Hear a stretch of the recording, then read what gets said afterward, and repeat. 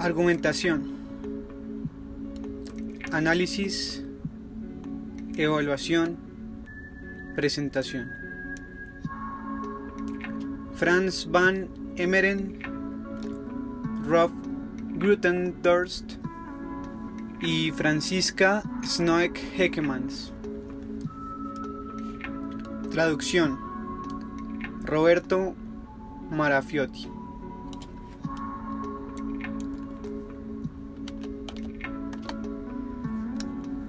Capítulo 4.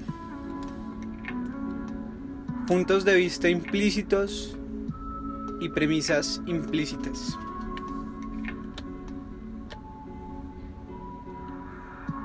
En el discurso argumentativo es muy común que las premisas o los puntos de vista se expresen de modo implícito. Aunque no sean explícitamente expresados, estos elementos implícitos están indicados indirectamente en el discurso, pareciendo abierta e intencionalmente violar una o más de las reglas de comunicación normalmente respetadas por cualquiera que observa el principio de la comunicación. El orador o el escritor transmite algo más que el contenido literal de un enunciado.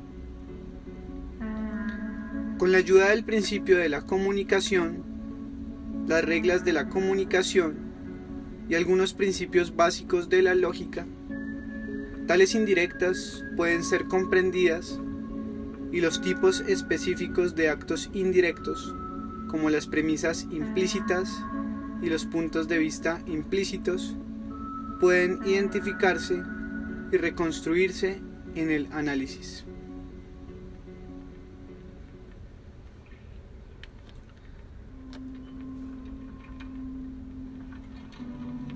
(4.1) Elementos implícitos en el discurso argumentativo. En la práctica, algunos elementos de la argumentación a menudo son dejados de lado. Cuando esto no ocurre de manera no intencional y los elementos omitidos están presentes de manera implícita en la argumentación, se los denomina no expresados. En el siguiente discurso del cuidador de un edificio universitario, las palabras entre paréntesis conforman las premisas implícitas.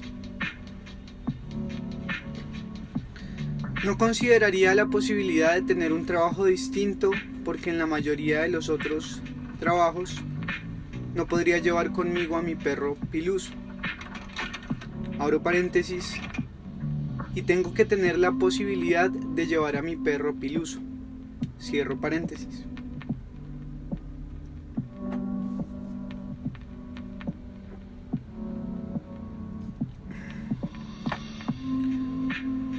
No consideraría la posibilidad de tener un trabajo distinto porque en la mayoría de los otros trabajos no podría llevar conmigo a mi perro Piluso y tengo que tener la posibilidad de llevar a mi perro Piluso.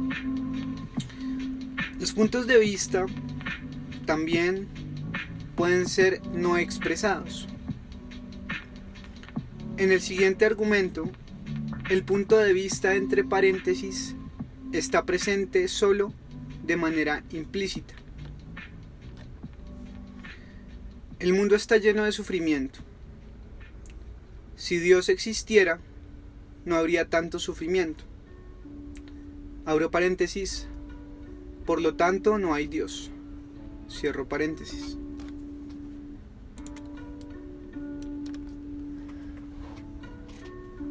Aunque uno pudiera pensar de otro modo, la razón para la omisión de un argumento o de un punto de vista no es siempre la intención de engañar a los otros. Algunas veces se dejan de lado algunas cosas referidas a la argumentación porque parecen obvias. Asimismo, a veces los elementos no se expresan para ocultar la debilidad del argumento. Tomemos el siguiente ejemplo. Es obvio que los chicos deben ser educados idealmente en el marco de una familia con un padre y una madre, porque ha sido así por miles de años. Aquí hay obviamente una premisa no expresada. Abro paréntesis, ha sido así por miles de años. Cierro paréntesis. Solo puede ser una justificación del punto de vista, abro paréntesis, los chicos deben ser educados idealmente en una familia con un padre y una madre, cierro paréntesis, con el añadido de un enunciado como, abro paréntesis, todo lo que ha sido hecho por miles de años es bueno, cierro paréntesis, o, abro paréntesis, si algo ha sido hecho de una manera determinada durante miles de años, entonces es necesariamente lo mejor que puede suceder. Cierro paréntesis. Dado que este elemento adicional está presente implícitamente en la argumentación explícita, se lo llama premisa implícita. Incluso cuando una premisa no expresada no sea presentada explícitamente, aún puede ser criticada por la otra parte.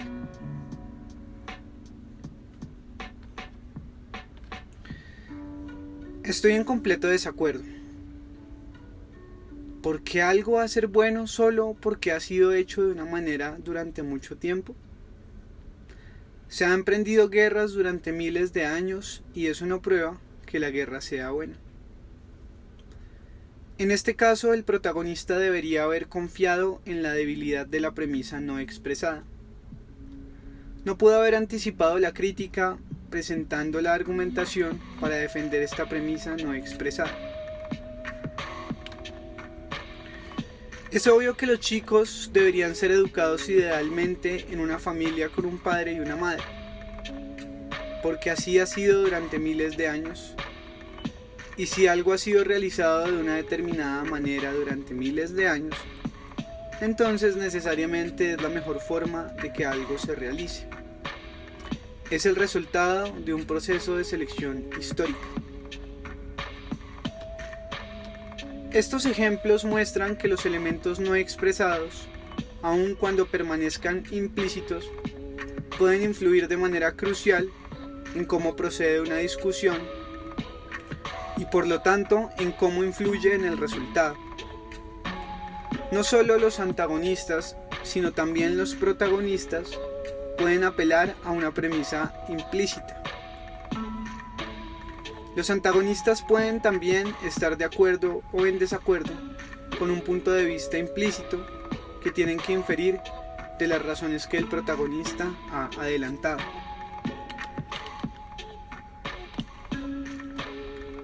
Al evaluar la argumentación, los elementos implícitos pueden ser muy importantes, particularmente cuando se evalúa la solidez de la argumentación. Por lo tanto, cuando se analiza la argumentación, es importante advertir que elementos en la argumentación han sido omitidos y advertir cuidadosamente cuáles afirmaciones necesitan ser añadidas para completar los argumentos.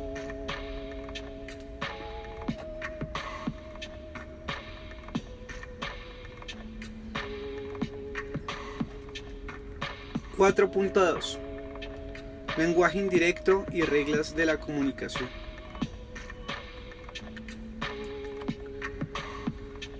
Las premisas y los puntos de vista implícitos son ejemplos del uso del lenguaje indirecto que es típico del discurso cotidiano. Las formas indirectas que el hablante emplea como si fuera un rodeo a veces significan más que una forma directa. Alguno puede decir, abro comillas, ¿sería mucho problema llevar este paquete al correo? Cuando lo que también significa es que el oyente debe llevar a cabo esta acción. El empleo del lenguaje indirecto es un tipo especial de uso del lenguaje implícito.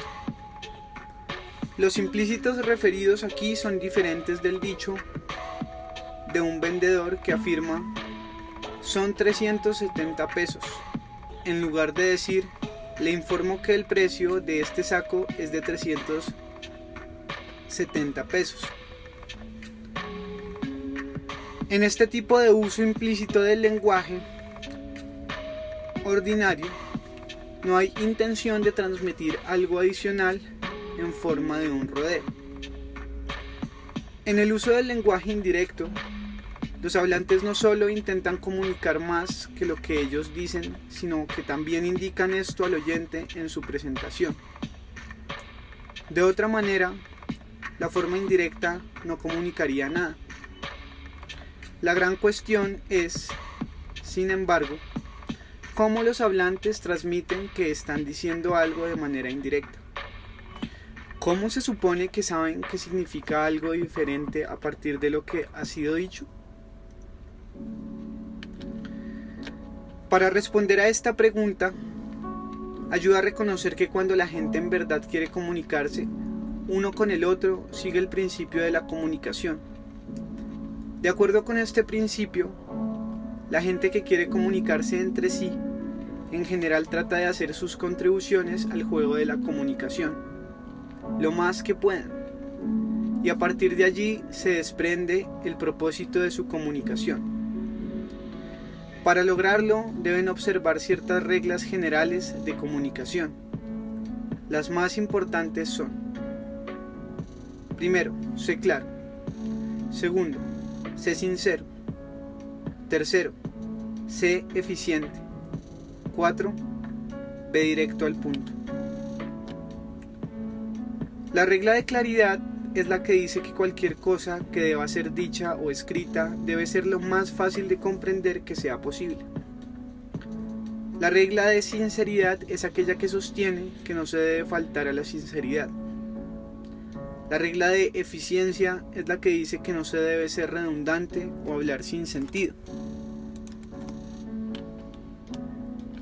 Y la cuarta regla, la de relevancia, es la que sostiene que debe haber una conexión apropiada con lo que se dijo antes. Las reglas de la comunicación son formuladas aquí como si fueran mandamientos y, en cierto sentido, lo son para quienes quieren comunicarse de manera efectiva. Hablando de modo general, se puede suponer que cada uno sigue estas normas la mayor parte del tiempo. Por ello se puede advertir de inmediato cuando alguien no las respeta. Esto es de lo que los hablantes sacan ventaja cuando quieren comunicar algo más allá del contenido literal de sus palabras, violando o pareciendo que se viola una o más de las reglas, al mismo tiempo que no se vulnera enteramente el principio de la comunicación. Se hace claro para el oyente que quiere significar algo diferente o algo más que lo que se dice. En este sentido, el principio de la comunicación y las reglas de la comunicación dan a los usuarios del lenguaje la oportunidad de emplear recursos indirectos y de reconocerlos en el empleo de los otros.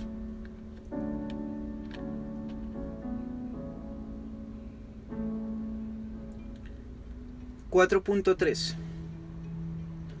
Condiciones de corrección en los actos de habla.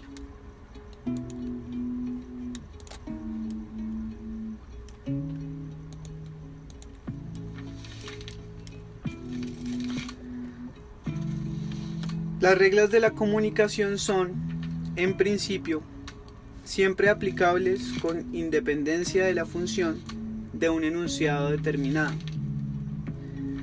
No hay diferencia si el hablante está haciendo un anuncio o una promesa, explicando algo o defendiendo un punto de vista. En cualquiera de estos diferentes tipos de actos de habla se deben observar las reglas de la comunicación. Sin embargo, el respeto de estas reglas varía según cuál sea el acto de habla que se está llevando a cabo. En el caso de una promesa, la regla "sé sincero" requiere que los hablantes realmente intenten hacer aquello que prometen. En el caso de un pedido, deben desear sinceramente que el oyente cumpla con la solicitud. Para cada uno de los diferentes tipos de actos de habla, se puede dar una descripción más precisa acerca de lo que significa respetar el principio de la comunicación. Esto se realiza formulando las condiciones de corrección específicas que cada acto de habla debe tener. La argumentación es también un acto de habla y por lo tanto, algunas condiciones se deben cumplir para que la argumentación sea correcta. Como en el caso de todos los actos de habla, hay dos tipos de condiciones de corrección, a saber, condiciones preparatorias y condiciones de responsabilidad. Las condiciones preparatorias expresan qué debe hacer el hablante para respetar la regla de la eficiencia. En el caso de la argumentación, esta regla requiere que sea parte del compromiso del hablante intentar no ser redundante o carecer de dirección para convencer a alguien de un punto de vista. Las condiciones preparatorias establecen que el hablante debe creer que el oyente a. No acepta totalmente el punto de vista expuesto. B. Aceptará el enunciado empleado en la argumentación y C. Verá la argumentación como una defensa aceptable o una refutación de la proposición a la cual el punto de vista se refiere. Si no se alcanza la primera condición, la intención de convencer a la otra parte es redundante. Si ninguna de las otras dos condiciones se alcanza, la intención del hablante carece de sentido. No es posible convencer a alguien haciendo uso de un argumento que es inaceptable para la otra parte.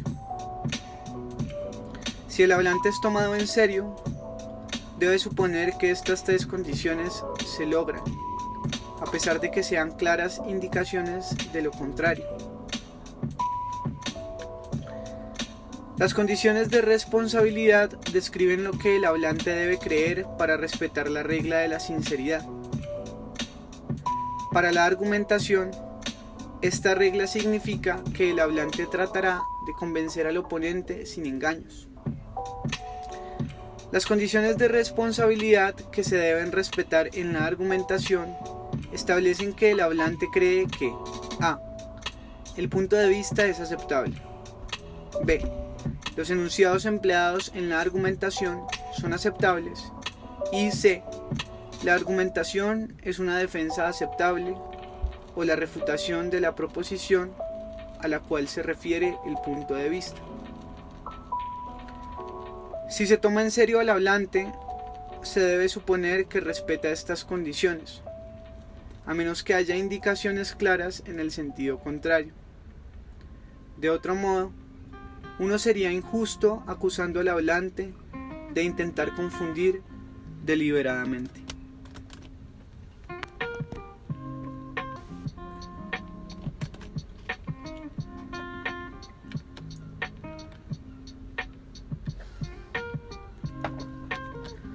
(4.4) Violación de las reglas de la comunicación.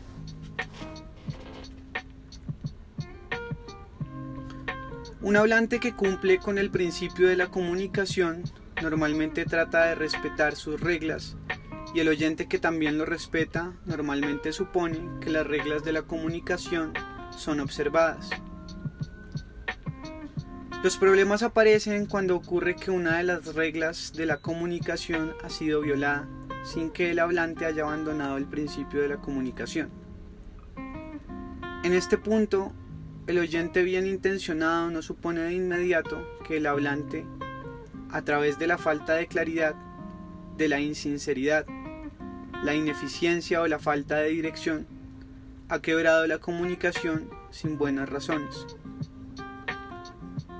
Por el contrario, trata de interpretar las palabras del hablante en un sentido tal que la aparente violación adquiere un significado posible. No nos referimos aquí a un error de pronunciación o de escritura o a otra violación no intencional. En la práctica, es difícil reconocer una violación obvia de las reglas de la comunicación sin buscar de inmediato una explicación que dé sentido a esa violación. Si alguien interrumpe una conversación animada acerca de la vida amorosa de un amigo mutuo con la declaración irrelevante, abro comillas, está un poco ventoso hoy, cierro comillas, los oyentes probablemente interpretarán esa declaración, por ejemplo, como una advertencia de que el amigo está entrando a la habitación. Los hablantes pueden sacar ventaja de esta tendencia racionalizadora, entre comillas, de parte de los oyentes y de manera intencional transmitir algo más de lo que están diciendo literalmente por medio de una abierta violación de una de las normas de la comunicación.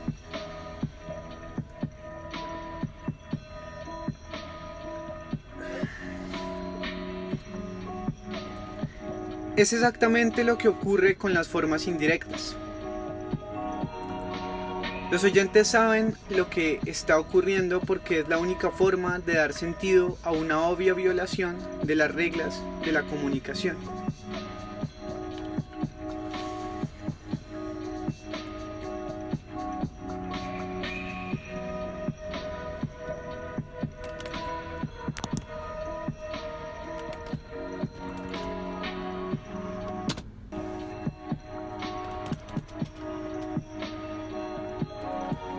(4.5) Diferentes formas de lo indirecto.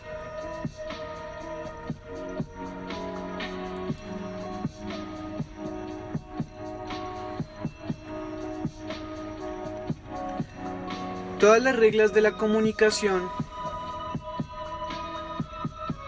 pueden ser empleadas para transmitir algo de modo indirecto. Y las violaciones de las diferentes reglas de comunicación llevan a distintas formas de lo indirecto. La regla de la claridad establece que los hablantes deben asegurarse de que los oyentes comprenden lo que quieren decir. Según el fundamento de esta regla, los oyentes pueden suponer que ello es posible para entender el significado que los hablantes quieren asignar. Una promesa expresada vagamente o en forma no clara puede interpretarse como una expresión indirecta de renuencia o incluso de rechazo. Juan, ¿cuándo vas a arreglar ese molinillo de café?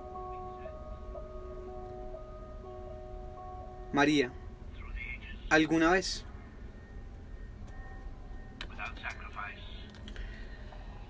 La regla de la sinceridad establece que el hablante debe ser sincero. En el fundamento de esta regla, el oyente puede suponer la regla de sinceridad establece que el hablante debe ser sincero y en el fundamento de esta regla el oyente puede suponer que el hablante quiere decir lo que dice. Diciendo algo de un modo obviamente no sincero, el hablante puede irónicamente e indirectamente transmitir lo opuesto de lo que realmente dice. ¿Así que ya no recordarás más la cara de tu exnovio? Debe sentirse dolido. La regla de la eficiencia propone que los hablantes pueden no decir algo que sepan que será redundante o sin finalidad y, según el fundamento de esta regla, los oyentes pueden suponer que todo lo que dice el hablante no es inapropiado. Empleando la redundancia obvia, el miembro de un comité que opina que una reunión es una pérdida de tiempo puede aclarar que considera que hay que volver a tratar los temas con seriedad. A partir de ahora inició este encuentro. Y un asunto que sufre de falta de dirección, porque no tiene respuesta, puede ser empleado indirectamente para expresar una queja. ¿Cuándo encontraré la felicidad?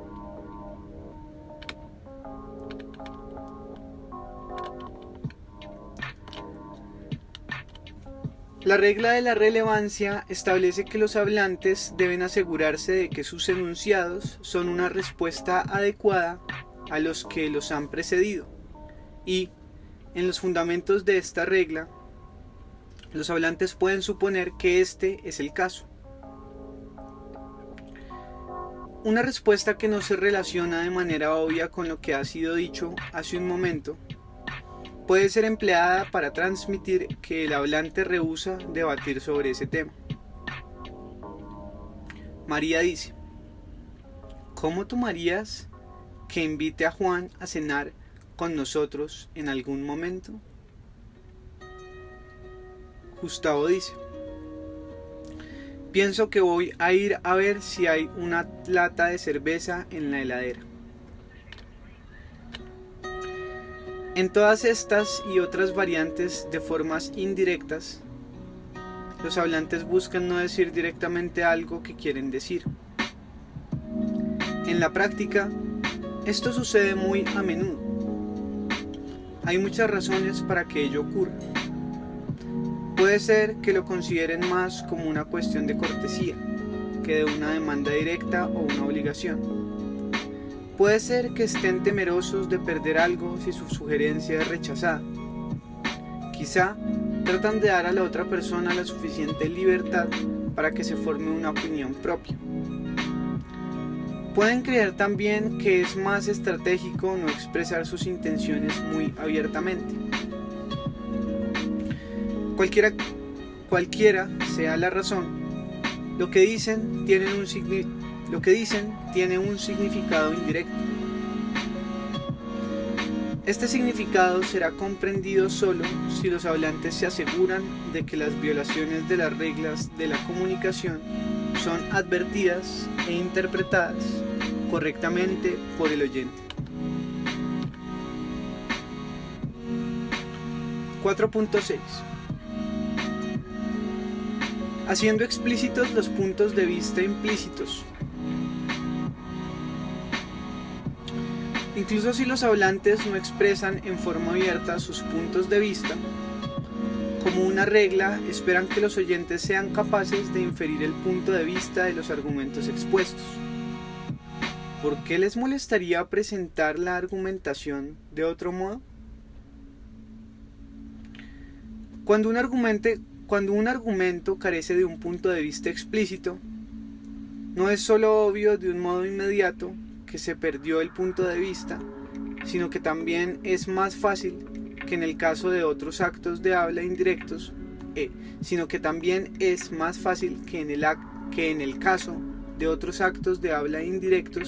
descubrir qué es realmente lo que se quería significar. Esto se da porque hay una herramienta extra disponible y que es la lógica. Véase apartado 6.3. Toda argumentación está basada en el razonamiento y si los hablantes discuten sinceramente, no creen que este razonamiento sea inválido.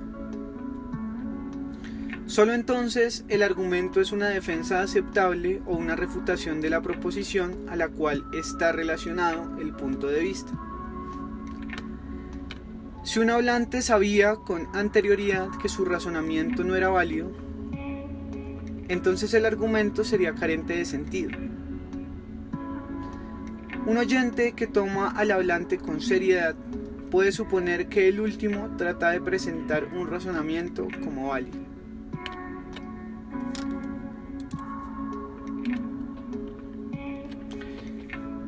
En el caso más simple, una defensa consiste en un argumento único que se funda en una línea de razonamiento. Si el punto de vista que se defiende es inexpresado, entonces la conclusión de esta línea de razonamiento se habrá perdido y los oyentes que toman el argumento con seriedad supondrán que el razonamiento es válido y, por lo tanto, si fuera posible, completarán ellos mismos la conclusión perdida. En otras palabras, tratarán de formular una conclusión que lógicamente se desprende del razonamiento presentado.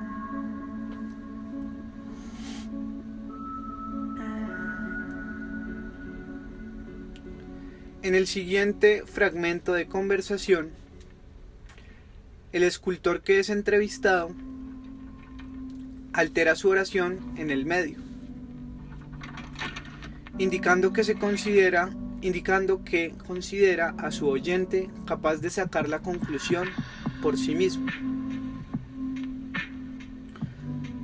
Un buen director de museo es, por supuesto, el que te compra obra. Si no lo hace, es en verdad un imbécil. El señor Bianchi nunca compró una obra mía, de modo que es fácil reconstruir el razonamiento de este argumento. Primero, si un director de museo no compra mi obra, entonces es un verdadero imbécil. Segundo, el señor Bianchi nunca compró una obra mía. Por lo tanto, tercero, el señor Bianchi es un verdadero imbécil. Este razonamiento es válido. No hay agujeros lógicos. Si uno acepta los enunciados 1 y 2, se ve forzado a aceptar también la conclusión. Por lo tanto, suponiendo que el escultor no trata de dejar de lado el principio de la comunicación, abro comillas, el señor Bianchi es un verdadero imbécil, cierro comillas, puede ser considerado como un punto de vista implícito. Otros casos similares pueden resolverse de la misma manera. Primero, se debe determinar qué conclusión lógica debería ocurrir. Si hay más de una posibilidad, se debe elegir el punto de vista que a la luz del contexto y de la información previa está más de acuerdo con todas las reglas de la comunicación. 4.7. Haciendo explícitas las premisas implícitas.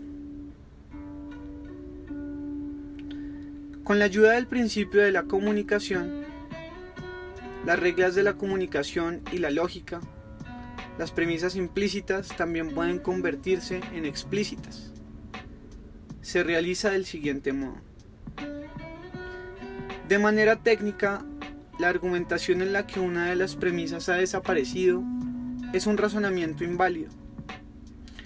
Veamos el siguiente ejemplo.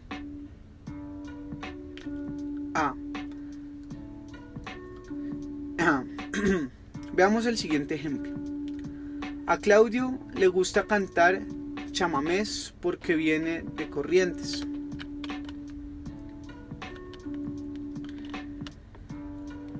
En sí mismo, el enunciado de que Claudio viene de Corrientes no justifica la conclusión acerca de que le guste cantar chamamés. El razonamiento es válido solo si se le añade otro enunciado.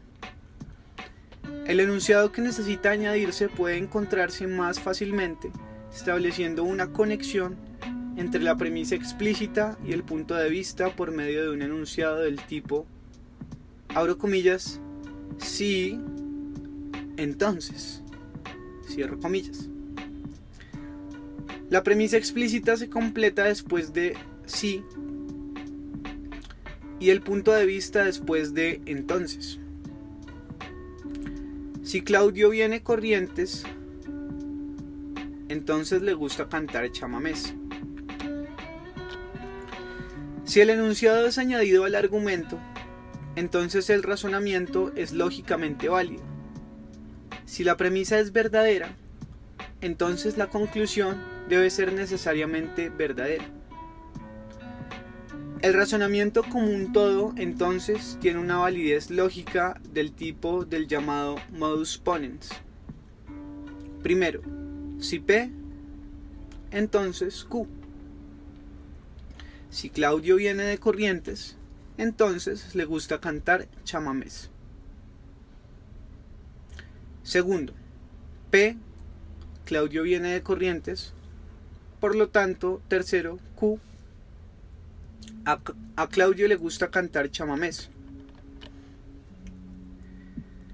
En el marco de un análisis crítico constructivo de la argumentación, el razonamiento subyacente en la argumentación primero debe ser válido por medio del agregado de un enunciado del tipo sí, entonces.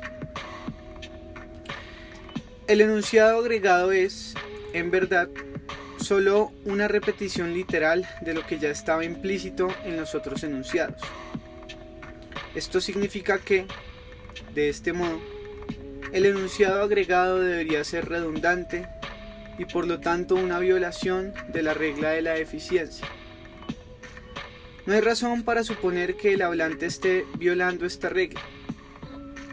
Es más razonable y ciertamente más constructivo atribuir al hablante un enunciado que es más informativo y no viola la regla de la eficiencia. Esto se puede realizar, por ejemplo, añadiendo uno de los enunciados siguientes. A todos los correntinos les gusta el chamamés. B.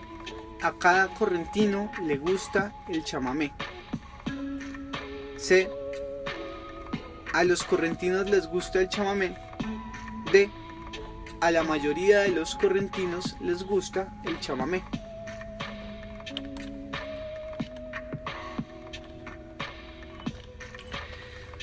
Luego se considera cuál de estos enunciados coincide más con el contexto verbal y no verbal del argumento y puede ser razonablemente atribuido al hablante. En este ejemplo, el enunciado, abro comillas, a los correntinos les gusta el chamamé, cierro comillas, coincide con estos requerimientos.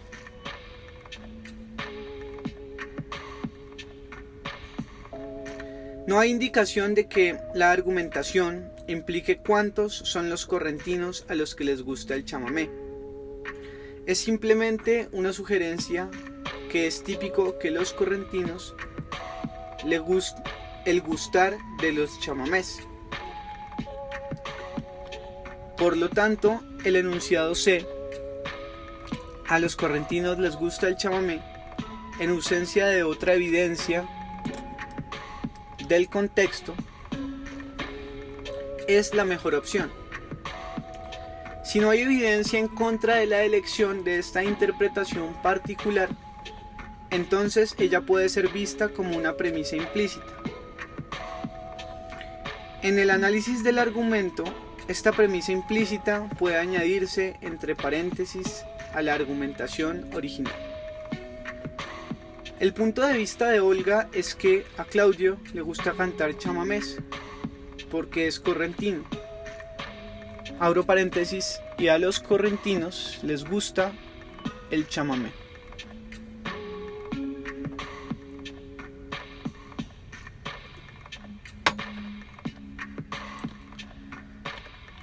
(4.8) Premisas implícitas en un contexto bien definido. Hasta aquí se supuso que la argumentación se da en un contexto que no está del todo bien definido y que no brinda claves ciertas para que la premisa implícita pueda ser formulada. Sin embargo, este no es siempre el caso. El contexto puede estar tan bien definido que requiera un pronunciamiento específico de una premisa no expresada. Se debe ser cuidadoso de no formular la premisa implícita de un modo apresurado o vinculando nociones preconcebidas. Por lo tanto, como una regla, es mejor comenzar por la suposición de que la argumentación sucede en un contexto que no está definido del todo, a menos que una interpretación no específica sea injusta para el hablante. En otras palabras, si la interpretación no específica trae consigo el atribuir al hablante una violación de las reglas de la comunicación, entonces se debería examinar si el contexto también permite otra, más específica, que no traiga consigo una violación. Supongamos que Norma responde a una invitación de su amiga Violeta de ir con ella a una fiesta con el siguiente argumento: no creo que deberías preguntarme si voy a ir contigo a esa fiesta. Pedro y Margarita están en Bariloche. Sin más información acerca del contexto, no hay aparente conexión entre el argumento Pedro y Margarita están en Bariloche y el punto de vista no creo que deberías preguntarme si voy a ir contigo a esa fiesta.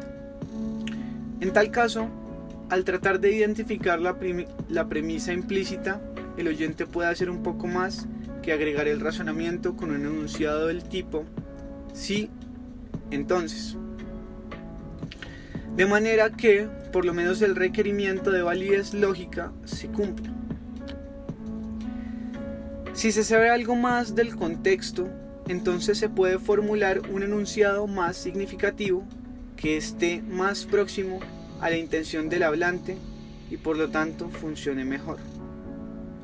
Por ejemplo, si Norma está muy triste porque su novio Pedro se fue de vacaciones con su amiga Margarita, entonces se puede realizar la siguiente formulación: no puede pensarse que alguien que anda mal de amores vaya a divertirse a una fiesta.